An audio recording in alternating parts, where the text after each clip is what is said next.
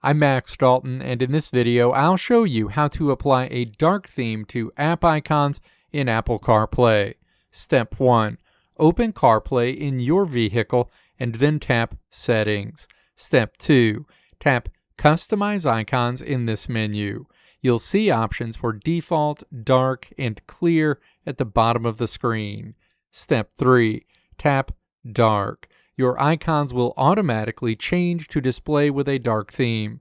Additionally, you can choose Always if you want your icons to always display in the dark theme, or you can choose Auto if you want your icons to automatically switch between default and dark modes. Your changes will be applied immediately. Let me know if this video helped you out in the comments below. If you liked what you saw here, click the video links on the right side of the screen to check out another video. Or click the logo on the left side of the screen to check out my tutorial website at www.maxdalton.how.